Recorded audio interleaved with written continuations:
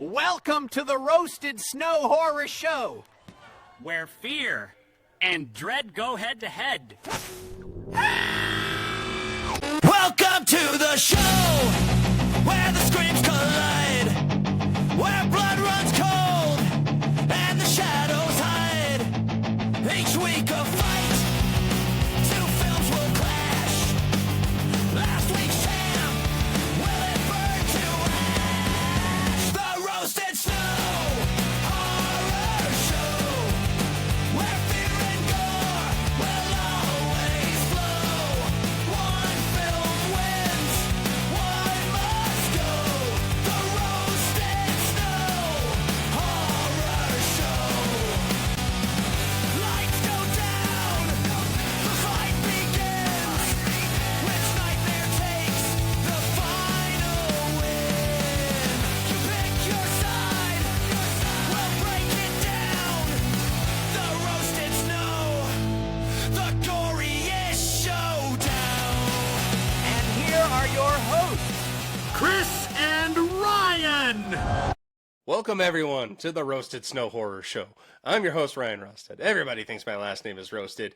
There's the sexual Tyrannosaurus. You guys already know it's Viagra pill with a face. And today's actually going to be the Snow Show because we're talking about a couple of his favorite topics, horror movies and video games. While I like video games, I'm more of a casual video gamer. He is a fucking psycho with these. So, we're going to get into a lot of stuff here as we're talking about Return to Silent Hill. Before we get to that, though, hope you guys checked out our episode on the our favorite twist movies. There's some controversy. Hope you watched some of the movies and tuned yeah. out and then watched them and then came back. Mm-hmm. If you got your own ideas for twists, we're good to hear them. But yeah, so video games have been around for a long time, long before us. I feel like with our generation, though, we grew up with so many different systems, and the evolution of it just went, because I mean, I played Super Nintendo, you get just, 2D Mario going bloop, bloop, bloop, bloop, and it's just interesting because when a video game gets decided to be made into a movie, which obviously, why wouldn't you? Because you already have that built-in fan base that's going to go see the movie, whether it's trash or not. I'm interested to get your take on why horror movies, or movies in general, why they cannot stick the landing with, for the most part, with video game adaptations. I have a theory on this, and my theory is that video game is such an interesting medium to me because the first reason is that we kind of grew up, similar to what you said, right? We kind of grew up as video games really entered the zeitgeist of society, right? We started with, the Atari and ColecoVision were kind of around, but it was the NES that really started people going like, oh, these are for real. And then they progressed. The Super NES, the Sega, the Nintendo 64, the PlayStation, the Xbox, and then we got online gaming. Like, we all came of age during that era. And I don't know about you, but when I was of the age of, video, of course, I played sports and did all those things, but we were kind of looked at as just, oh, you're dork, you're dumb, you play video games, it's stupid, you're stupid. Like, there was a lot of that going around when I was a kid, but it always baffled me because, really, as the PlayStation and the Nintendo 64, like the PlayStation 2 specifically kind of started coming out, I was really so interested in the stories that these games were telling. So to your point, there's a built-in fan base for these things. And similar to horror films, the way that we've spoken about horror films, I think there's something for everybody. I think it's a medium that has a lot to say and a lot to get across about humanity and about, anything, relationships and grief, all kinds of things. Video games are unique because they are another medium to tell fantastic stories.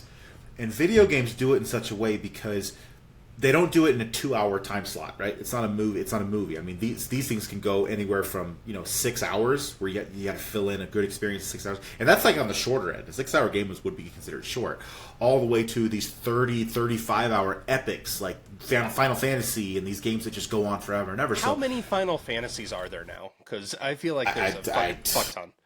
Yeah, I mean, their numbered entries were up to 16, but there's also all the Final Fantasy 0 and Final Fantasy Tactics and 13-2 and 30. Like, I mean, I can't even count them on two hands. I played a lot of them, but I can't count how many there are. But I think video games are kind of unique because the player embodies one of the characters in the story, right? So you're experiencing what's happening as if you were actually there. We'll get into Silent Hill and the horror gaming here in a minute.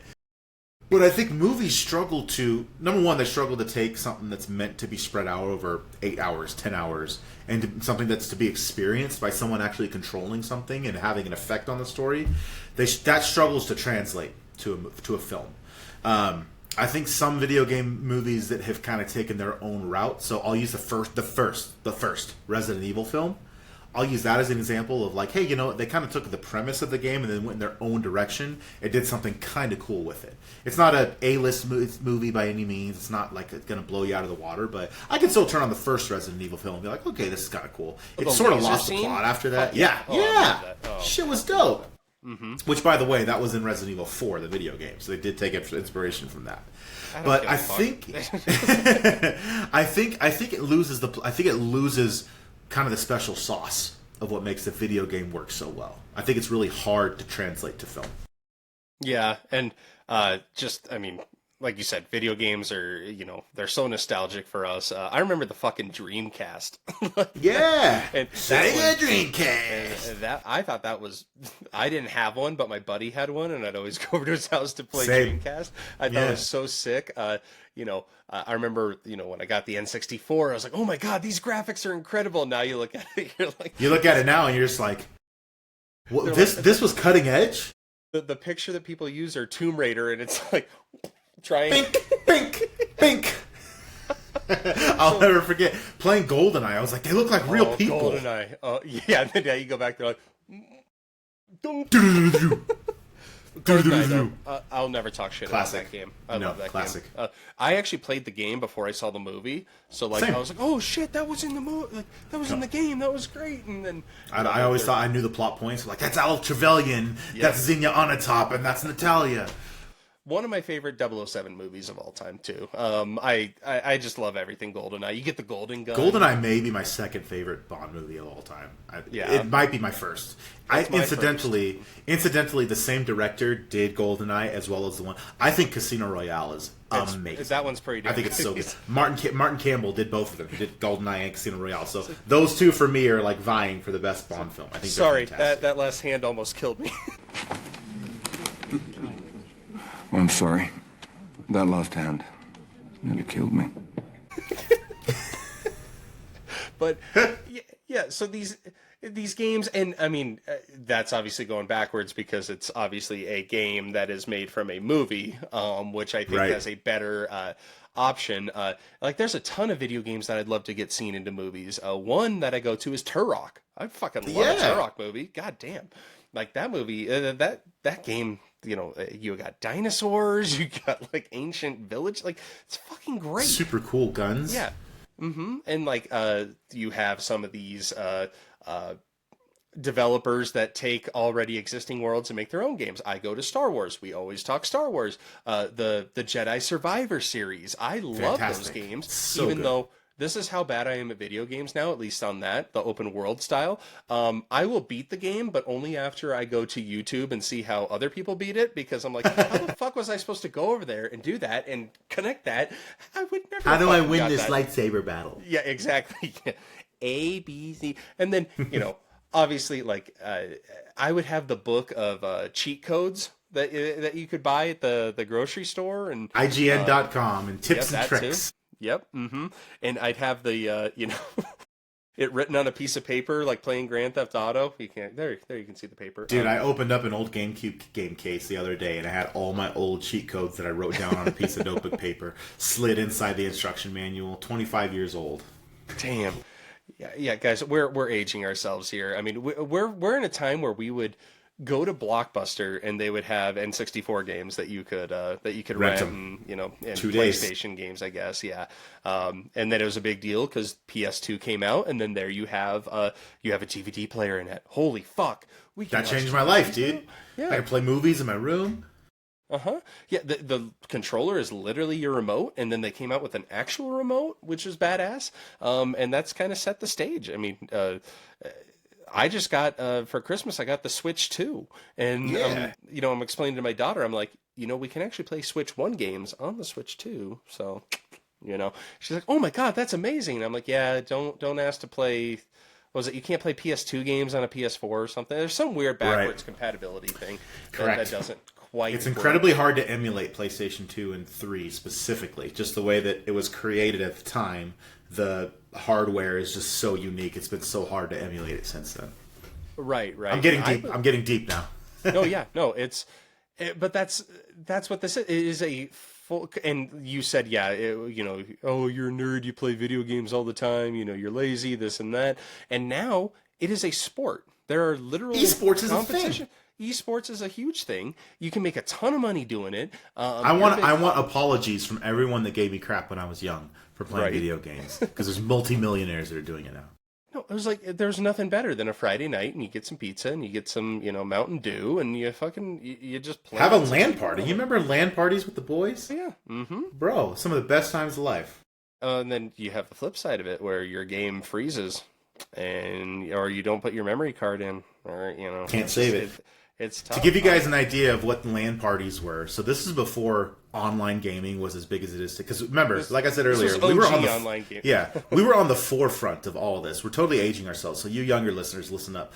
We were on the forefront of all this. So before you had like Xbox Live really taking hold, all of you boys would get together. You'd bring all your Xboxes over to one room. You'd have 4 TVs, maybe 5, and 4 or 5 Xboxes, and you'd plug them all together with LAN cables, Cat5 Ethernet cables, and you could create a game that would have all 16 of you in there. And I mean, if you get mad on online gaming, you guys cannot imagine the fist fights, the name calling, and the sodas and chips thrown across the room at each other for these things. And they're some of the best times of life. We walked so you could run. We walked so you could run. That's exactly right. I only wish I could have been part of these LAN parties with World War II and just fuck everybody up with a shovel and then I get my ass kicked by everybody. Halo LAN parties are some of my best memories with the boys. Man, and so like Halo, I believe that was adapted into a TV show. So like people have tried and tried and tried. Obviously, the earliest example I can think of is the first Super Mario movie, which we've talked about on previous episodes. But yeah, took its own Bob Hoskins and John Leguizamo. Right, it took its own little detour, I guess, as to kind of what it was all about, and then animated. Like I've seen the Super Mario animated one. That one works fun. Just because of what it is. It's because it looks like it's straight out of a video. Peaches, peaches, peaches, peaches, peaches, peaches, peaches, peaches, peaches, peaches. Oh, yeah. Video game. So you get that. And that is, but with horror specifically, I was even trying to like compile a list of horror video games that have been turned into movies. Obviously, recently we have Until Dawn. We've talked about that one. You have the Resident Evil movies. You talked about that. There is one coming out in the near future that you sent me a trailer of, and I am terrified to even watch videos of people playing this game. But I'm so excited. Oh my gosh, you guys! When I think of games that.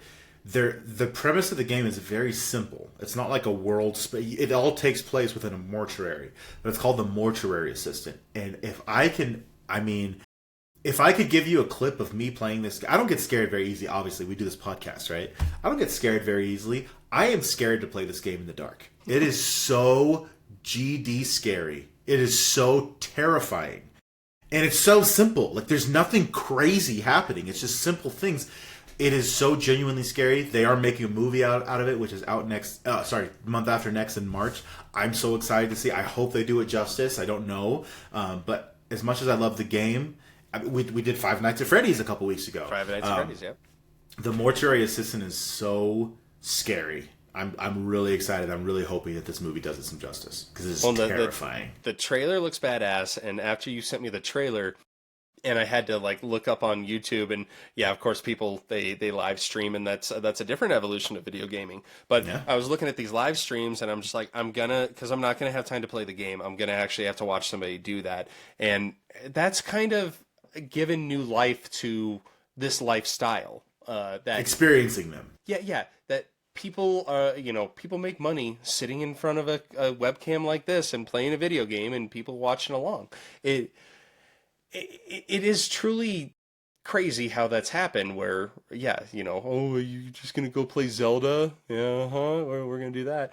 But then when it comes to horror movies and movies in general, you look at, Prince of Persia, you look at Uncharted, you look at, there's a ton of different video games. Tomb Raider, yeah, that keeps getting remade. I think Sophie Turner is going to be the next Lara Croft.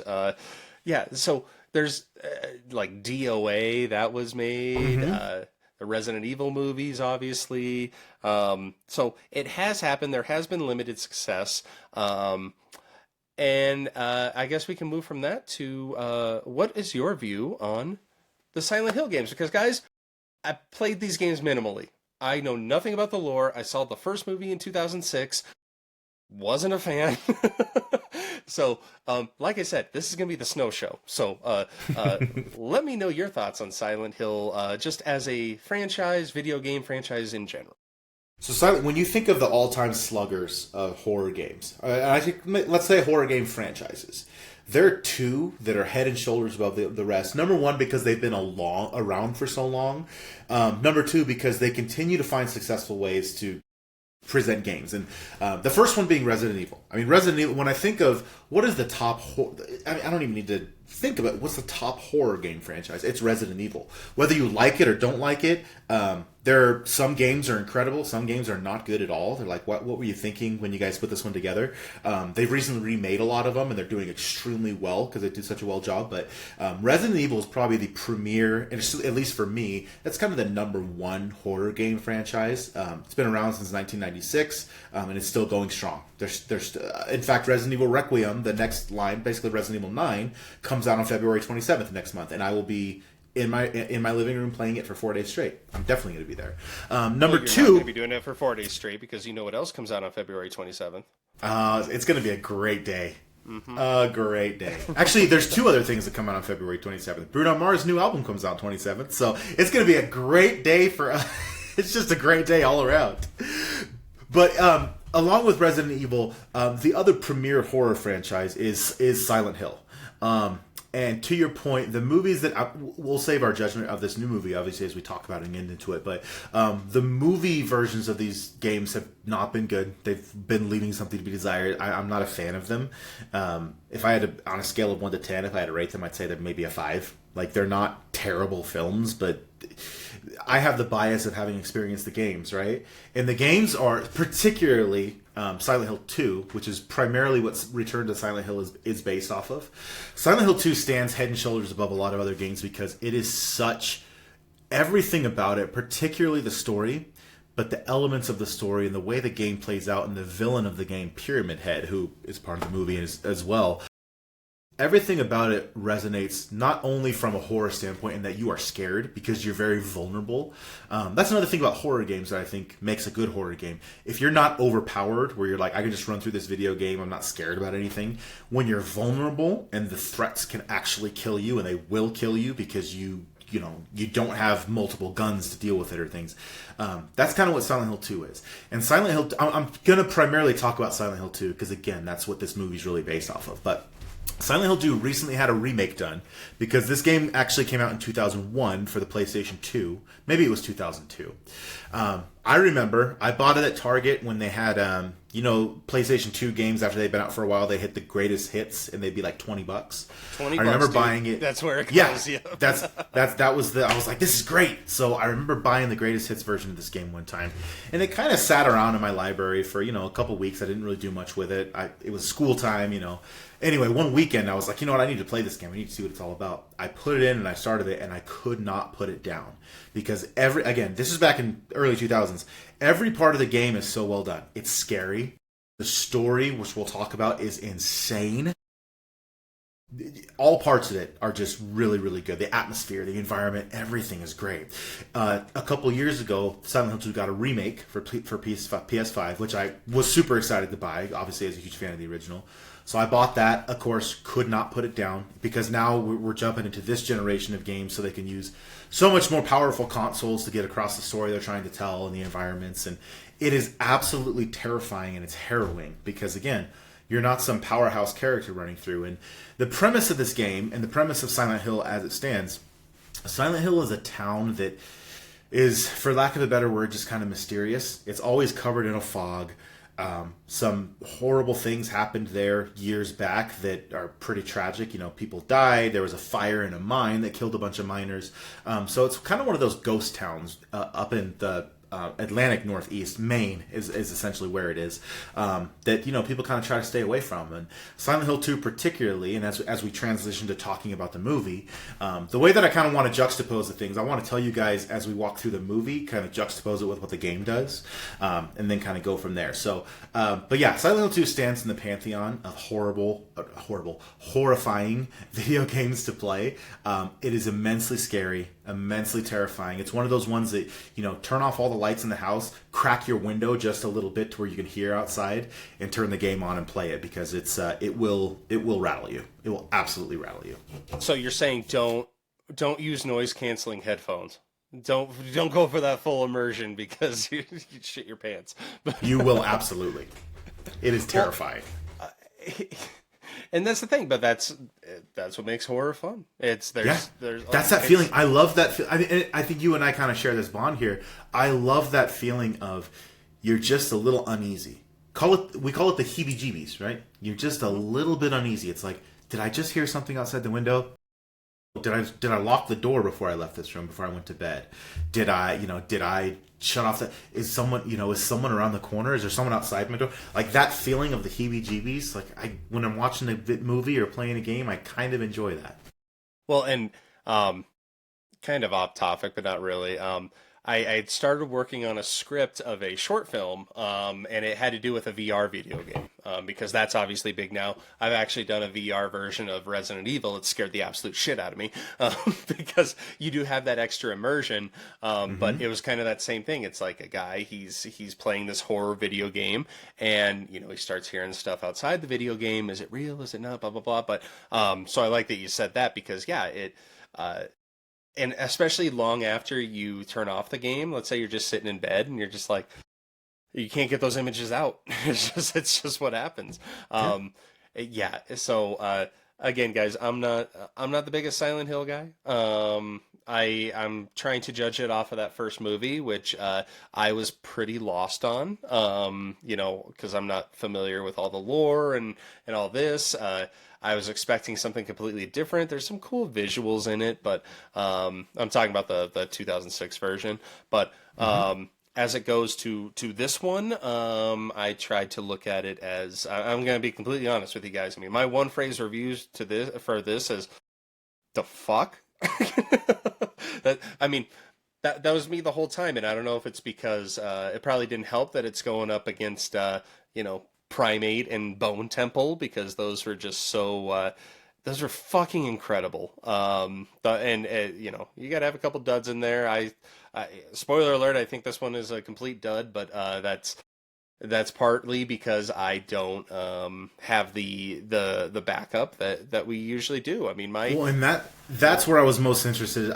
You guys, I texted Ryan a couple of days ago, and I was like, I'm really excited for tonight's episode because I have a whole soliloquy and so much to say.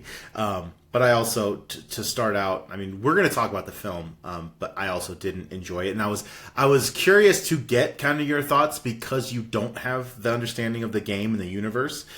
Because by default, I go in with a little bit of a bias, right? Like, hey, I know all the stuff behind, so I can point out, oh, this was based on this, and this was based on that. And if it's not done well, I'm going to be a little jaded about it, and unfortunately that is kind of where I fell. That's not necessarily to take away anything from the director. I think he tried with the material that he had, but I don't know that these directors and these people who make these films, this is high criticism, but I feel like they don't really have the secret. They don't understand the secret sauce of the story they're trying to tell. We said that about Rian Johnson in The Last Jedi. It's like you're not really understanding what Star Wars is, and that's why you made a bad film.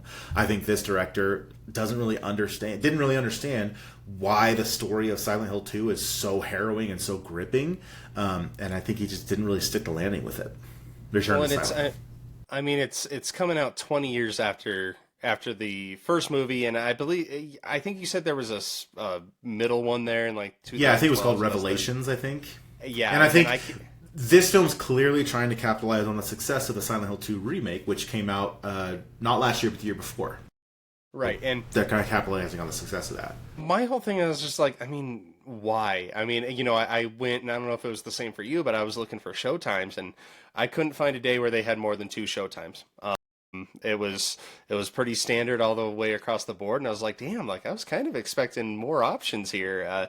Kind of thought it was gonna. I haven't seen the numbers. I've seen the Rotten Tomatoes scores. They're pretty dark. They're like my grades in high school. They're pretty damn low. But yeah, and I talked about this when we did Five Nights at Freddy's, is that I did not play the game, but I was still able to follow along pretty well with the story, with the movie, to the point where I could enjoy a lot of aspects of it. Did not have that feeling with this one. Yeah, I get it. I get it. Yeah, so I can pop in with some of the maybe the technical aspects of what I liked, what I didn't like, but I will let you go to spoiler town right now, man. Let's make it happen. Let's go. So I'm trying to think of the best way to kind of explain this, because like I said when we were starting, I kind of want to juxtapose the film with how it's based on the game, because I have so many good things to say about the game, because it is so well done. It is fantastic. And it tells the story appropriately. I don't feel the movie really told the story of James and Mary appropriately, but we have the protagonist of the second game, James Sunderland, is also the protagonist of this movie. Like I said, they're kind of capitalizing off the game, but we meet James a while back, in times before. He's an artist, and he has a meeting with a young woman named Mary as she's leaving her hometown of Silent Hill.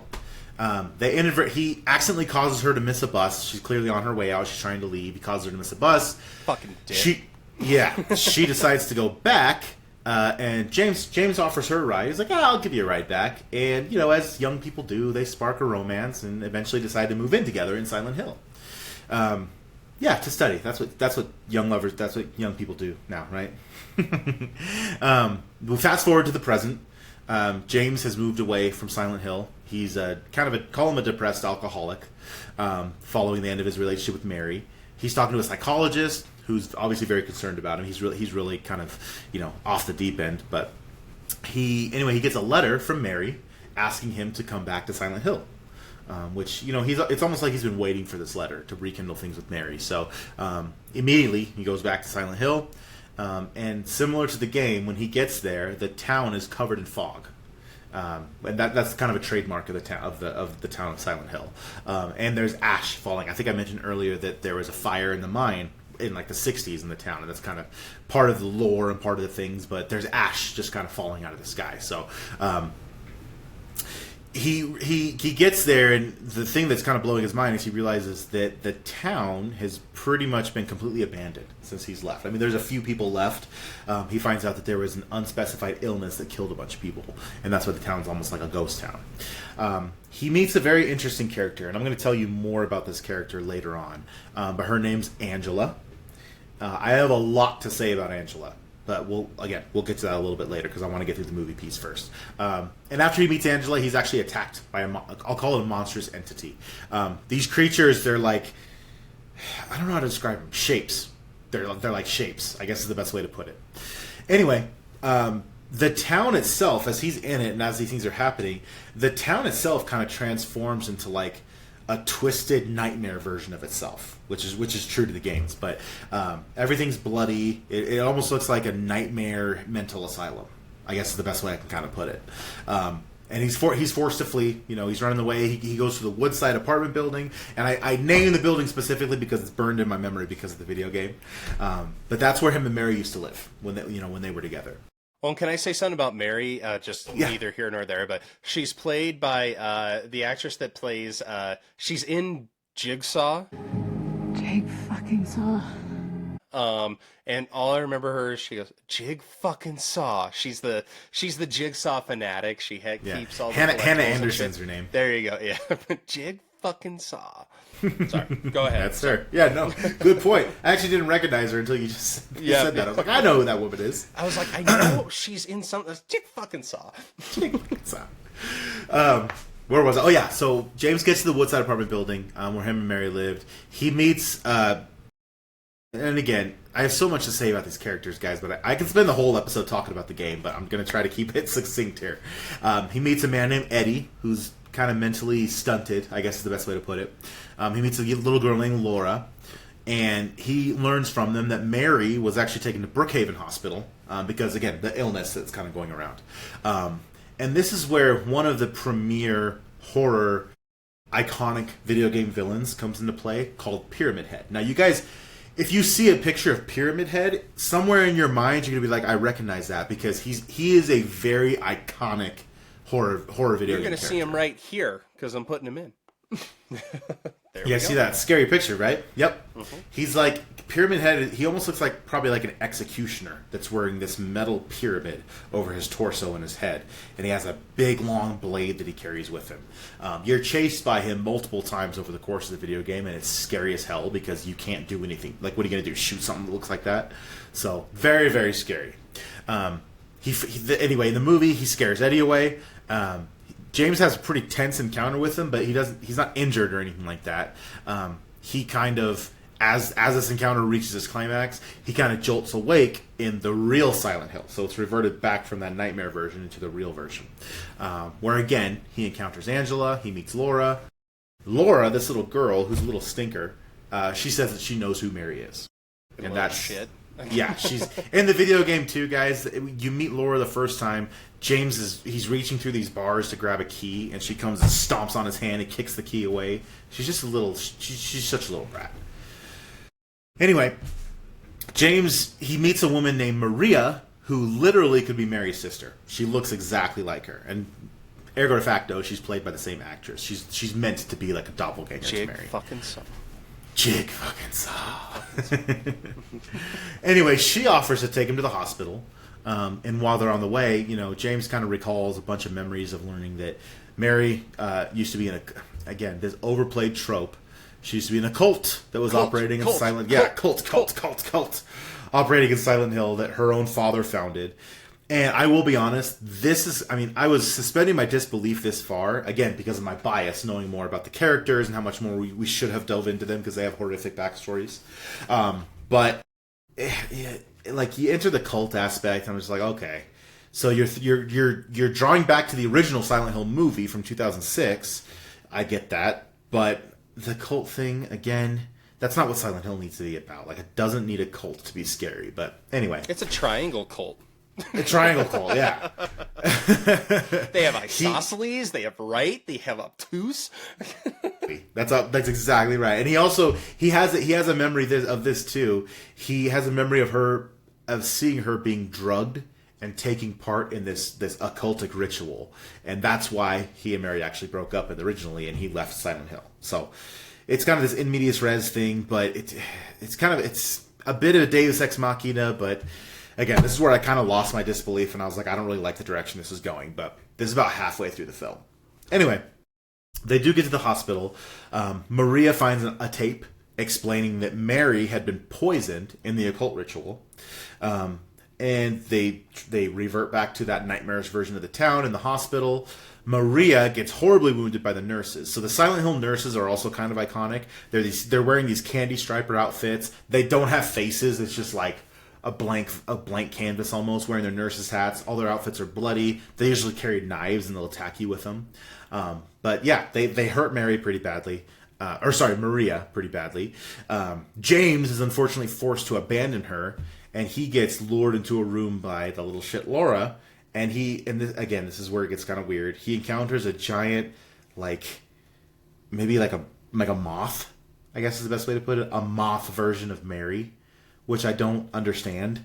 I don't understand the choice there. I don't understand what that's related to for anything, but whatever. Anyway, James suddenly awakens back in the hospital where his psychologist, so outside of Silent Hill, his psychologist explains that Mary died shortly after they broke up. And he, James, has become delusional and obsessed with saving her. And this is where it gets interesting. I'm going to actually take a little bit of a break here because I need to talk about the video game a little bit. So in the story of the game, it's James Sunderland is still the protagonist. He's returning to Silent Hill. But it's different in that Mary, his wife, has died. outside. They didn't even live in Silent Hill. They actually just took a honeymoon there. Not even a honeymoon. They took a vacation there for a couple of days at some point. It's a destination, you know. It's a destination. Yeah, it is. Fog. You can see it being very pretty if it was, haunted and actually terrifying. But if you love triangles and pyramids, if you love triangles and pyramids, go to Silent Hill. Hill. Go to Egypt and then to Silent Hill and then to Las Vegas. It's very good. The Luxor is right on the edge of town. Pyramid Head set live at the Luxor. Twice a night, 7:30 at night. Yeah. But Mary, who has been dead for some years, sends James a letter. It says, "James, I'm waiting for you at our special place in Silent Hill. I hope to meet you there." So, depressed and despondent, he rolls into Silent Hill. Again, he approaches the town completely abandoned. It's the fog is there, the ash. He's attacked by monsters. He still meets Angela. He meets Laura. He meets Eddie. In the Brookhaven Hospital, he learns that he does run into Maria, who again is kind of a doppelganger for Mary. We'll get into some of the other pieces and why they're important as we reach the climax of the film too. So back to the film. So James, after learning this from his psychologist, he actually the hospital transforms back into the Silent Hill Brookhaven Hospital. So you see that he never really left. He was kind of hallucinating. And James, he's able to kind of understand that Maria's not real. She's just a doppelganger of Mary, that's accurate. She's literally Mary and some frosted tips and some pink tips on her hair and call it a sluttier outfit. I guess is the best way to put it. Anyway, he finds it, and then again, this is where things shift so fast. It's kind of getting hard to follow, but he finds himself from the hospital. He finds himself in like a gallery that's made up of a whole bunch of paintings of Mary. And when he gets there, he's like, "Yeah, I don't need Maria anymore. I don't need her around." And right as soon as he does that, Pyramid Head shows up and kills Maria. And James, as you requested, he just shows up and kills Maria. And James, service at the Luxor, yeah. Exactly, similar to how Luke Skywalker has a vision in the cave in The Empire Strikes Back after he cuts Ghost Vader's helmet off and sees his own face under the helmet. James kind of has a vision here where he sees a version of himself under Pyramid Head's mask. So, alluding to some things there, but we'll get to that a little bit later. And again, using this overused trope, James awakens outside of another destination in Silent Hill, the Lakeview Hotel, which in the video game is where he deduces that's where Mary's telling me to go, because she says, "I'm waiting for you at our secret spot." It was a Lakeview Hotel. That's where they went and spent some time after they got married. And he goes inside. He runs into Laura again. And again, this is where things kind of take another left turn, I should say, because they kind of lost me a little bit earlier. But Laura explains to James that she, Angela, and Maria are all figments of James' imagination. And they're all based on different aspects of Mary's personality. So Laura would be, her impulsiveness and her childlike innocence. Angela would be her depression and her despondentness. Maria would be her fun side and her adult side and the side that likes to, enjoy things with James. That's why they got along so well. But James also sees a vision of Angela being attacked and enveloped, call it, by a ferocious monster that looks like Mary's father. Now, I do want to go back to a portion of the game at this point, because the character of Angela in the game is probably one of the most tragic characters in a video game story that I've ever encountered. Angela has also been drawn back to Silent Hill, where she grew up. But Angela, she's looking for her mother. You can tell by their first encounter, this is a severely depressed person, a severely depressed and repressed person. You come to find out through the course of the game that Angela's hell in Silent Hill is that she was essayed as a child by her father and her brother. In fact, one of the monsters that you have to fight in the game, when you come across Angela for the third time, is a horrific, monstrous version. It's basically a mattress that has the frame of the bed the mattress is on is chasing it. It's kind of the legs and what's moving it around, and the mattress has like a shape of a man like on the mattress, and what it represents that essay trauma that happened to Angela as a child. So it's very horrible, extremely horrible. It's hard to stomach, it's hard to experience, but that heavy theme I think is what makes Angela such a, I don't want to say fascinating character, because like I said, she's extremely depressed and it's extremely hard to get through her trauma and get through to her and experience that. I was really pissed that they took that away in the movie and they just made Angela kind of a figment of Mary's personality, because there's so much more to her, and I think there's so much more they can do with her character and get across to their audiences by telling her true story, and they chose not to do that. I was kind of upset about it.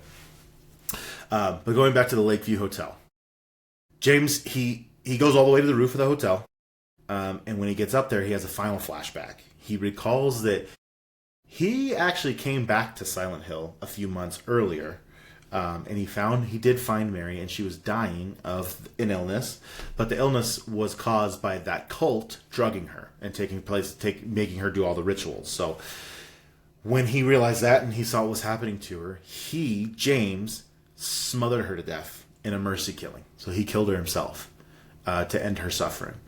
And that moth version of Mary that we saw earlier in the hospital, she appears again before James.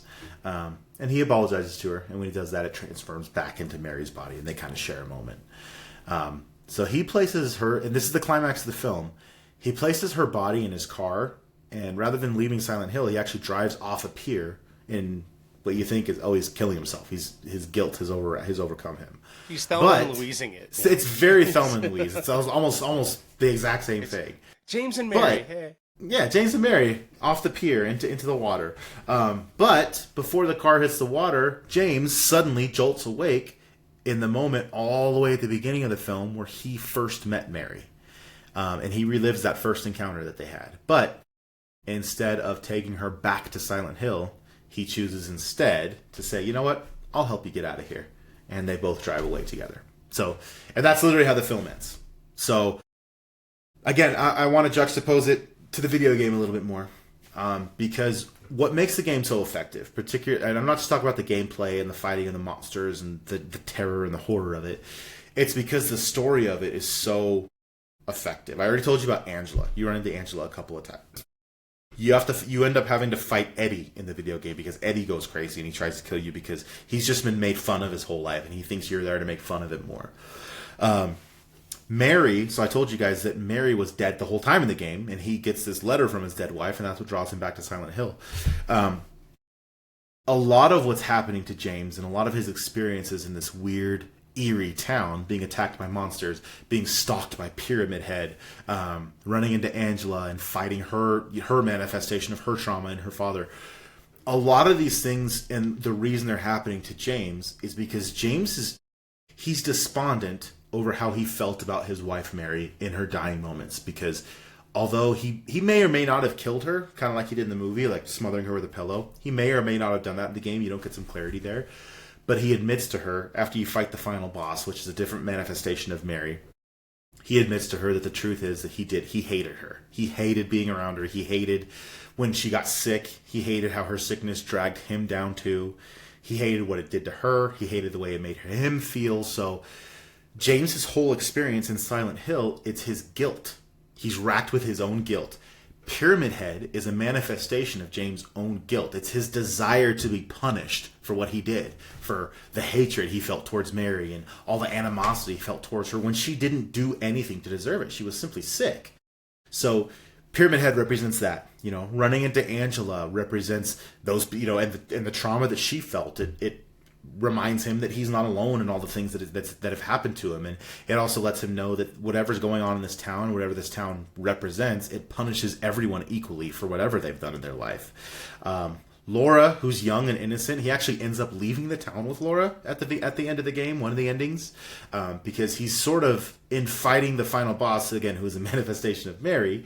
He does get to share a moment with her where he does admit how he felt, how he gets to apologize. She says, "I forgive you, James. Like, that's not what this is about. I just wanted you to come to this realization too." So he's kind of absolved. He does get some absolution, and he leaves the town appropriately. But I was really pissed with the film because I feel like they shadowed over way too much of that. I think the game is effective in that it doesn't retcon his life and retcon that relationship. It forces him to face it, and all the guilt that comes along with it and all the horrible feelings and the trauma with it forces him to face it, forces him to reconcile with it, and he does get that absolution and moves on. He leaves Silent Hill a better man. I don't, maybe not a better man, but an absolved man, I guess you could say. Someone who's faced all that trauma and come out the other side. He gets a free night stay at the Luxor. We're all set. He gets a free night stay at the Luxor. He can see Pyramid Head at 9 o'clock at the 9 o'clock show.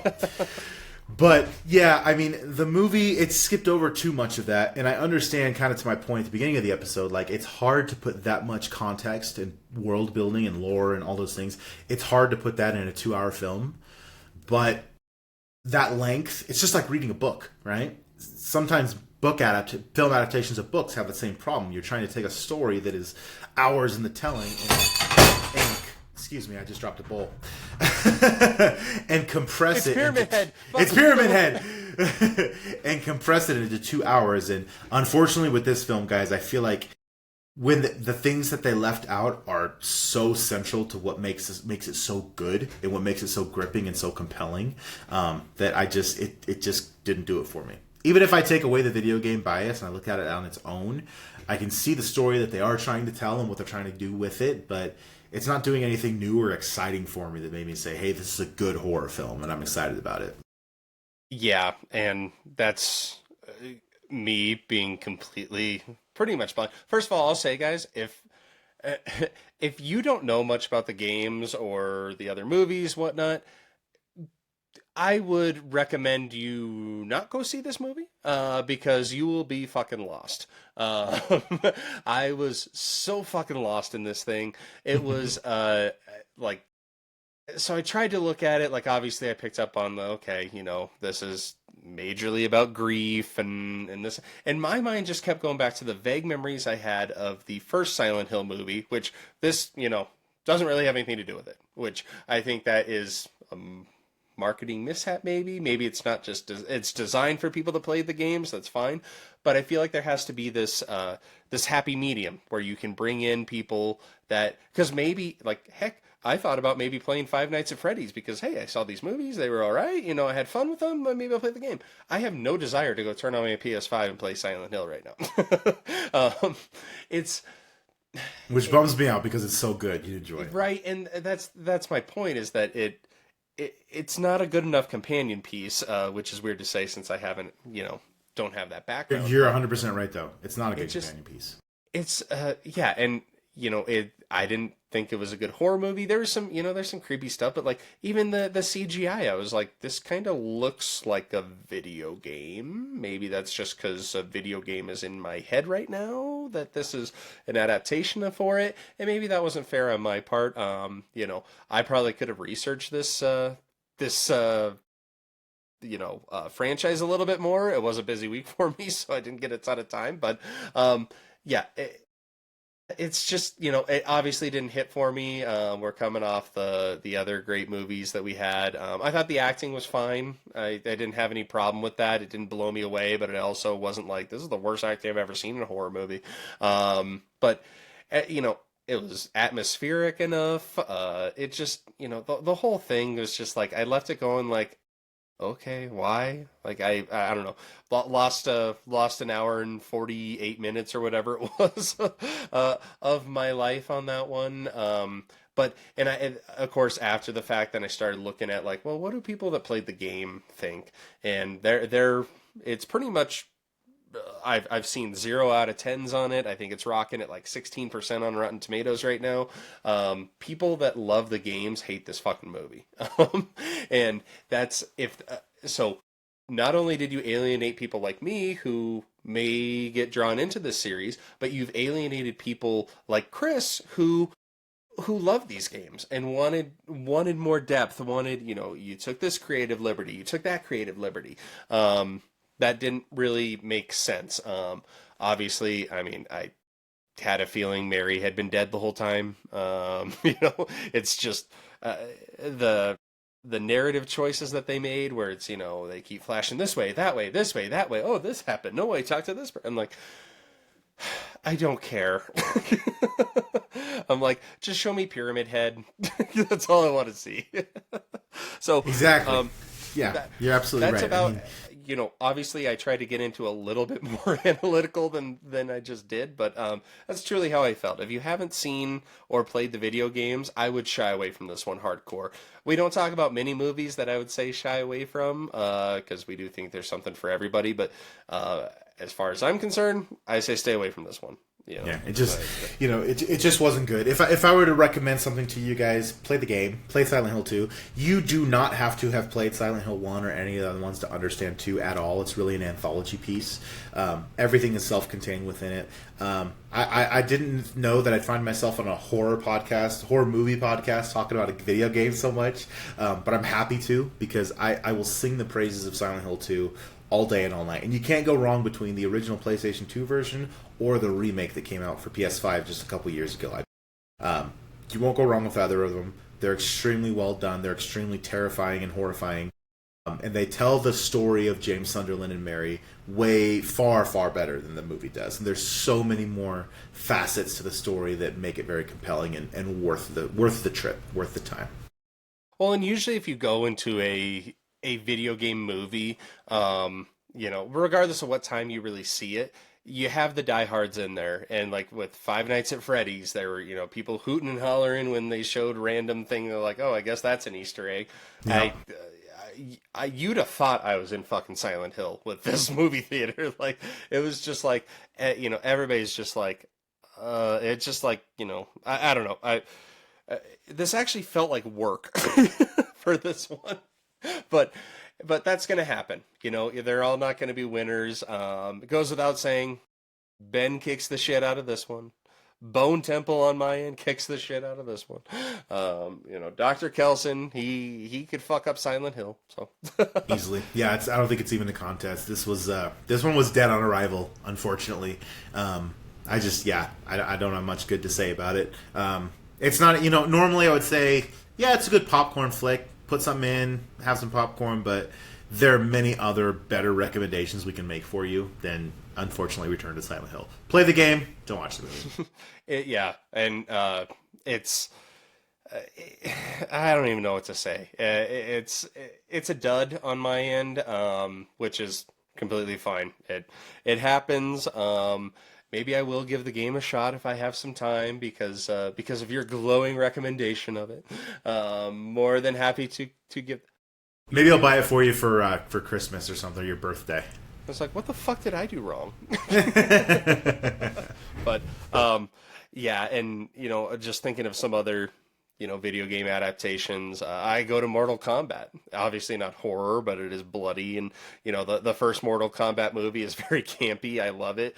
It's Annihilation awesome. can go to hell. But, Annihilation may or may not be the very worst video game adaptation film of all time. It's pretty damn bad. It's But then, Mother, you're alive. Too bad you will die. God, it's bad. It's not even casting campy bad. Is horrible. It's just the acting is bad. They reuse. There's such a funny piece in one of the butt fights about 2/3 of the way when they're fighting the Baraka characters. They use the same death scene for all 3 of the monsters. It's the same clip. They think they mirror it. They mirror to make it look different. Well, yeah, it saves you guys on really budget. got lazy here. Yeah, they invert one. They invert one. Yep, they change it. It's like, oh wait, hold on. God. It's so bad. Yeah, but even that, like when they rebooted it, in 2020, 2019, and they took some creative liberties there too. But I had a damn good time with that. I can't wait for Mortal Kombat 2. I'm looking forward to that. Yep. You get a couple months. You get fucking Billy the Butcher in there as Johnny Cage. I love it. Johnny Cage. Yeah, Johnny fucking Cage. We talked about Sub-Zero last week too. We're doing a lot of Mortal Kombat. We did, yeah. Getting the Mortal Kombat references in. Yeah. With that, that is Return to Silent Hill. I'm not going back. Maybe you will. I don't know. If we're completely off base, tell us. If you're in the minority that like this movie, because like I said, it's rocking not great right now on Rotten Tomatoes or IMDb or anywhere else that gives rankings, including our show. Not doing great. It may end up on our New Year's special next year of worst horror movies of 2026. I think it's probably in the running. It has set a high standard for a low show. So with that though, we're to the recommendation section of this show. We've talked a lot of bad, so let's get to some good. What do you got? I was really excited to do tonight's recommendation because it was one that we are going to talk about the zombie genre at some point. I mean, we're going to do the top 5 zombie films, our top 5. We'll do the worst zombie films. They're everywhere. Tonight's recommendation, I'm going back to the OG and doing the original zombie film. I'm talking 1968's Night of the Living Dead by George Romero. And you have to watch the black and white version. Yes. This film, guys, this is... Yeah. It doesn't make sense if you don't. This is the film that kicked off the modern day zombie as you know it, and that being the mindless flesh eater shambling zombie. This was the first movie to do it in a terrifying way. It stands up as terrifying even now. It was made by a 20-something George Romero on a shoestring budget. But damn it if those monsters aren't scary. Damn it if it's just the human story told within it, and the social commentary is the social commentary, which is what zombie movies have always truly been about. The semi-racial undertone of the film and the protagonist, which does exist. It's all done extremely well. I mean, there's a bit of camp to it because he's not using A-list or B-list actors in this. I think one of the actors is one that went on to have an acting career. Everybody else just people who were in the film. But it's scary. Great. It's, again, the introduction of the modern day zombie, which in 1968 was something no one had seen before. All facets of this movie are great, guys. This is really a classic. Again, I said it in the last episode, like when I recommended Halloween as a classic. This is absolutely a classic, not just in the horror genre. It's a classic of cinema. It's something that you got to see at least one time. Zombies have stuck around for a long time because they're so interesting, and this is the film that brought it to the forefront of the society. So, the OG Night of the Living Dead, George Romero, rest in peace. Well, and it could have easily been an honorable mention for twist endings on our last episode. Absolutely, it could have. The ending of this one has always stuck with me. It is. I'm not going to even say anything about it. It's bleak. It's abrupt. It's pisses you off a little bit. What also sticks out to me is just the social commentary, the racial undertones on it, because it is in the 60s. It was very, very at its height or close to its height. It was bad, and you got it's a bunch of people holed up in a house. I mean, and they're trying to survive the zombie apocalypse, and just the take on it. Badass suggestion. I love that movie. I think it still holds up. Like you said, there is a little campiness to it, but but I think the human element in it is done fantastically. But yeah, that goddamn ending, man. It just it's one it that can you be just know realistic is coming, too. like... I mean, it sticks with you. Yep. I am also not going with a classic. But I'm going more the video game trend. Now, there have been some horror movies that are based on just video games within the movie, not actual video games. Like, I go to, God, what was it Dead Alive or Stay Alive? Stay Alive is one. That's not my recommendation, but that's one where, they're the characters in the video game. When they die in the game, they die in real life. For real, yeah. So a lot of cool things about the Countess Elizabeth Bathory, but we'll save that for another episode. So one I came across, it's on Tubi, and it's called Live Scream. Really dumb title, but it's in the vein of Unfriended from kind of the webcam view. We're definitely doing an episode on those ones too. Dude, So that's coming. And I thought of you when I saw this, but I knew that I was going to talk about it tonight, so I definitely think you should see it. It's called Live Scream. It's on Tubi. You can watch it for free. Essentially, it is a live streamer that is a gamer, and he starts playing this new game that somebody recommended that he found on the dark web, and just the way it's presented throughout the movie, it's very suspenseful, and the game goes awry because it is a horror movie. I'm curious, is it filmed like as if he's live streaming the game? Yes, yeah. Oh, hell yeah. So, and then, like, obviously, the dialogue, a lot of it is through, like, the people commenting on chat. So, that's where it really drives the story along. I think it's a pretty quick watch, too. They did make a sequel to it. It's called Live Screamers, and it's from the same POV of the webcam, but it's a team of live streamers that it's... And I almost think the second one is better than the first one, but obviously it's not going to set any records. It's not going to redefine your view of horror. But I had a good time. Like, I thought it'd be stupid, and I turned it off after 15 minutes. The way it paces, it just kept me going, kept me interested in how it was going to go. And actually, the first one has a pretty damn good twist ending too. Very, very bleak as well. But yeah, Live Scream and Live Screamers, definitely check them out. Especially you, Chris. I want you to check them out. I'm writing it down right now. Yeah. Again, titles are dumb. The poster's pretty dumb, but it's actually a hell of a lot better than you think it would be. So I already love the premise. Yep. If you love video games, if you love streaming video games, it's definitely up your alley. And now the acting performances aren't like top tier or anything, so know what you're getting into. Don't come at me with pitchforks saying that was the worst movie. We're here for the horror, not for the acting. Right. Yep. That's what we are. So yeah, guys, that is our show on Return to We've gone to Silent Silent Hill. We do not recommend the trip. We do recommend the trip via video game, though. Yep. And the Luxor doesn't support us, but if you want a Pyramid Head, go to the Luxor. You're good. I think Carrot Top is there. Yeah, you can. He's still performing. The Blue Man Group's there too. Dude, Carrot Top's so fucking good. Like, I tell everybody, and they laugh at me, but they're like, "What's the best show you've seen in Vegas?" I'm like, honestly, fucking Carrot Top. He's so goddamn funny. And you're laughing at me. Everybody gives me that look until they go see him. They're like, "God damn it, Ryan, you were right. That is a good one." So anyway, neither here nor there. What's up, Carrot Top? What's up, CT?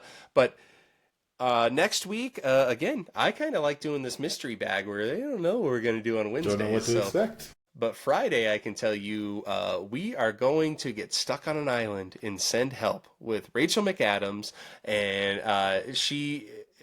There's the old saying. It's like, you don't want to travel with Matt Damon because of the movies that he's been in. I don't want to travel with Rachel McAdams because she gets stranded on this one. One of my favorite Wes Craven movies is Red Eye with Cillian Murphy and Rachel McAdams. That one's really, really good. PG-13, but pretty solid. So I'm excited for this one because it's Sam Raimi. What does throw me off a little bit, and I am worried about it, is that they have marketed heavily that it's 3D. I'm old. I can't do 3D movies, so I'm not going to see it in 3D. I wear glasses, so it's hard for me to do 3Ds anymore. Exactly, yeah. So we probably won't see that, but I'm guessing if you've seen other 3D movies, you can kind of tell where the 3D parts are coming. Which, hot take, I've never enjoyed 3D movies. Except Avatar. I don't like Avatar at all. Well, and that's been the Roast of Snow Horror Show podcast. Thank you guys so much for... It's just, yeah, it's a beautiful movie. It wasn't for me. 3 hours, fuck, I can't do it. But yeah, we're not getting into an Avatar debate, but yeah, like when they try to put the specific movies out there, like, My Bloody Valentine 3D. There was a time where it was just like, you guys are just really overloading this 3D thing. It's too much. I don't know if you remember the TVs that they came out. Dude, I worked at Target in the electronics department did, yeah. at the time.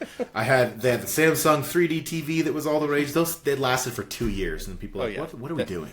Then it's done, yeah. When was the last time you put those glasses on? I don't know. Yeah, does anyone still have those 3D TVs and the glasses that you have to have for them? I'm really curious. If you guys have them, write in. roastsnowhorrorshow@gmail.com.